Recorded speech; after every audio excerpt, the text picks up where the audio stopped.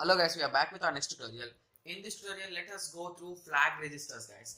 These flag registers are really important. The most expected 2 marks question, guys. Draw the flag registers of 8086. I saw that in 2 papers almost, and 8085 in 2 to 3 papers.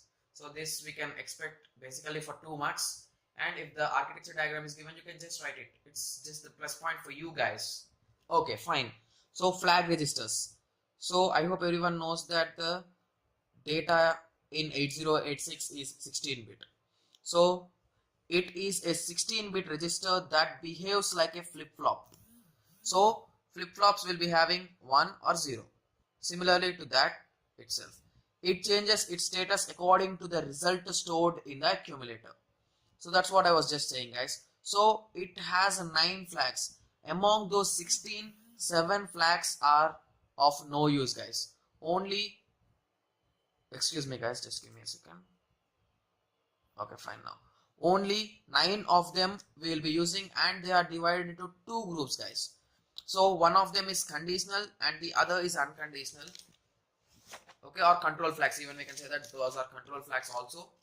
Okay, fine. So now I'll be saying you how you can remember this whole segment, how you can remember that. Okay, so let me take a piece of paper so that I can explain you in detail and clearly, guys, because I'm going to explain you these topics really clearly because I'm good at them. That's the main reason. So initially we know that it is a 16-bit. So just draw 16 boxes. 1, 2, 3, 4, 5, 6, 7, 8, 9, 10, 11, 12, 13, 14, 1, 2, 3, 4, 5, 6, 7, 8, 9, 10, 11, 12, 13, 14, 15, 16. Right? So the 8085 and 8086 are related in the flag registers, guys. So basically this 0, 1, 2, 3, 4, 5, 6, 7, 8, 9, 10, 11, 12, 13, 14, 15. So till this part, this is for 8085, guys, and this whole will be for 8086. So if we are perfect with 8086 flags, we are indirectly perfect with 8085 also. Okay, so first let us learn for 8085. So I'll be using one of my friend's name here, guys. So his name is Sarfaraj. So according to his spelling, he has S as starting and Sarfaraj. I'll be assuming his spelling as R-A-Z. So his spelling ends with Z. So S-Z. Sarfaraj has. Okay, I am having a sentence. Sarfaraj has is not a word, so I'll be just avoiding it. Has AC in his house and P and C.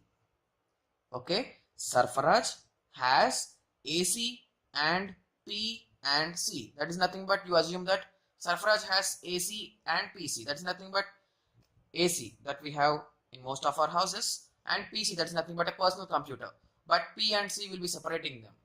Okay, so I think you got a small idea where S indicates the sign, Z indicates the 0 flag, AC indicates the it's not accumulator, guys, it is auxiliary carry, P is nothing but parity, C is carry. Okay, so now let us further move to this side, guys. Okay, so now we are done with 1, 2, 3, 4, 5. So here we are done with 5. So totally here it should be 9. So 4 are left. Okay, so the 4 flags that are left will be placed right beside this. 1, 2, 3, 4. So the rest of the boxes you keep don't care conditions. That is nothing but there are no flags right there. So assume that Sarfaraj plays cricket really well. So he selected for an ODI. So ODI. Right? ODI, and let us assume that his initial is T. So ODI T dot Sarfaraj, he has AC and PC. So O is nothing but overflow flag, D will be direction flag, I will be interrupt flag, and T will be the, okay, just give me a second. What is T, guys? Okay, I'm just observing it. So okay, T is trap flag, guys. Okay, so now I hope everyone got a small idea on how we can remember the whole flags of 8085 and 8086. Okay, so now let us go through one after the other individually. Okay, so all these 5 flags comes under conditional flags, guys, and this flag. So conditional flags have 6. Our conditional flags are 6 and control flags are 3. The rest 3 will be control flags. So now let us first discuss about conditional flags. I'll be just opening the notes. Okay, so conditional flags. It represents the result of the latest arithmetic or logical instruction executed following is list of conditional flags. So it represents the result of last arithmetic operation or logical instruction, guys. So it stores the result, that's it. So first let us go through carry flag. So what is carry flag, guys? So whenever I do some kind of addition, okay, let us assume this 101 and I'll adding 111 to that. So here 1 plus 1 is 0 1, 1 plus 1 is 0 1. So here I got 1 and I'm getting an extra bit.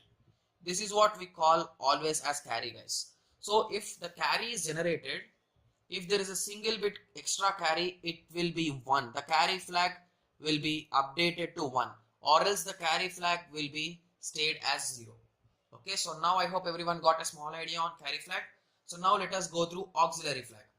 Okay, so now let us assume a bigger number in this format, guys. 1 1 1, here 111, here 0 1 1 1. Okay, let us assume 4 ones. Okay, fine.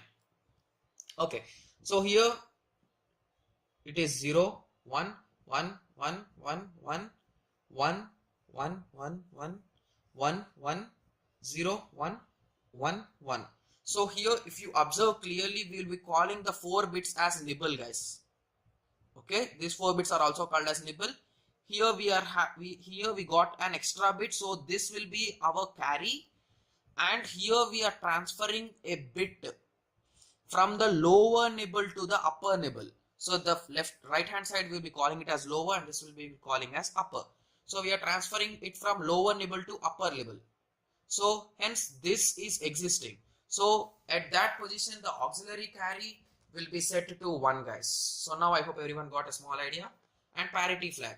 If the number of ones in that, so let us assume that 1011 is the number. So here we are having how many number of ones? We are having odd number of ones. That is nothing but 3 number of ones. So the parity flag becomes 0. So I hope everyone got a small idea on this. So 0 flag. If the final result is 0, then the 0 flag is set to, okay, I think I just wrote it wrong. I think it's reverse, guys. If the value in the 0th flag is 0, then the result will be 1. And if it is non-zero, it will be 0. Guys, please check this before you read, guys. I'm just a bit confused in that. Okay, so now let us go through sign flag.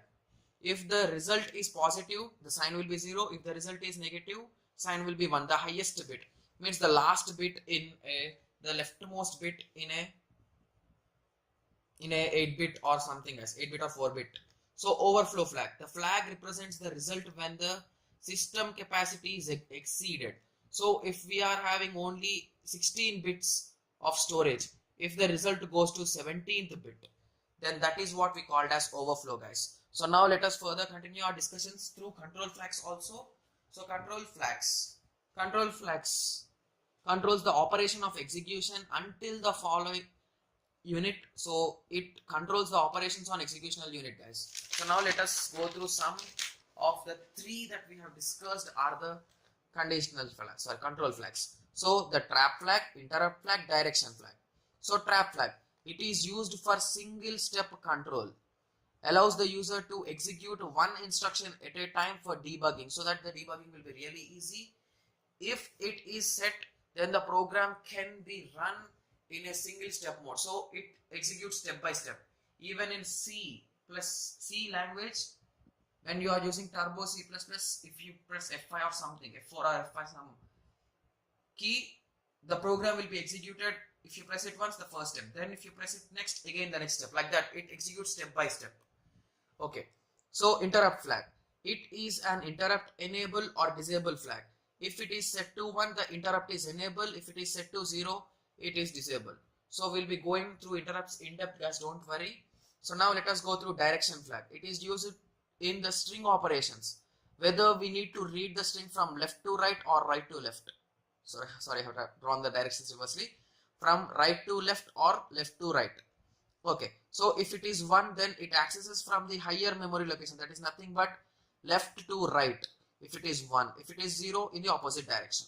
So now I hope everyone got a 100% clear idea on the flag registers. So I have just told you a trick to remember them. You can use it, guys. So I hope everyone is now 100% clear with the concept of flag register. So in the next tutorial, we will be going through general purpose registers, guys. Thank you. Thanks for watching.